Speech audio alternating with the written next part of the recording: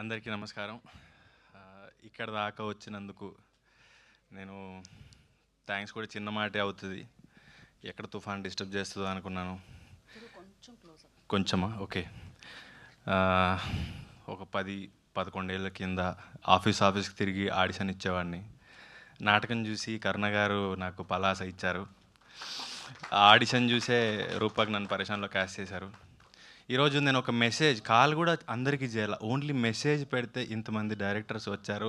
వెనక్కి తిరిగి చూస్తే ఎప్పుడు నేను డల్ అయిపించినప్పుడు కూడా ఇది గుర్తుపెట్టుకుంటా. నేను ఏం సాధించాను అనిపించినప్పుడు ఒక మెసేజ్తో నాకు ఒక ఫ్రెండ్స్ డైరెక్టర్స్ని సంపాదించుకున్నాను గుర్తుపెట్టుకుంటా.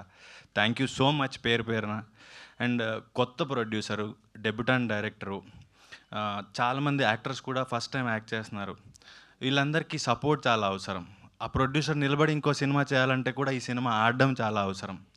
సో ఒక రిస్క్ చేసి కొంచెం మార్కెట్లో ఎంత పెడితే ఎంత వస్తుంది అనే మాటలు జరుగుతున్న టైంలో ఒక అతనికి ఒక సందర్భంలో సినిమా చేద్దాంలే పర్వాలేదు అని మాటిచ్చి ఆ మాట మీద నిలబడి ఈ సినిమాని ఇంత దాకా తీసుకొచ్చాడు ప్రొడ్యూసర్ సందీప్.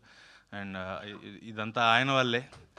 అండ్ ఈ సినిమా మేము ఎప్పుడు కూడా షూట్ చేసిన ఫీలింగ్ రాలా. అరకు వెళ్ళాము, ఒక 70-80 మంది అందరు కలిపి వెళ్ళిపోయాము. వంట చేసుకున్నారు, తిన్నారు, ఆడుకున్నారు, పాడుకున్నారు, సైట్ సీయింగ్కి వెళ్ళారు, షూటింగ్ అయిపోయింది, వచ్చాం. అంత సరదాగా జరిగింది. ఇది ఎక్కడ కూడా షూట్కి వెళ్ళాలి, కాల్ షీట్ ఉంది, పొద్దున్న లేవాలి, ఎక్కడ అనిపించలేదు.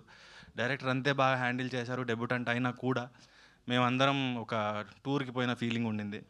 అండ్ ఈ సినిమా ఇప్పుడు ఏదైతే 7th వస్తుందో మీ అందరి సపోర్ట్తో ప్రొడ్యూసర్కి డబ్బులు వస్తే ఆయన ఇండస్ట్రీలో నిలబడి ఇంకొక ప్రొడ్యూసర్గా ఆయన కంటిన్యూగా సినిమాలు చేయాలి.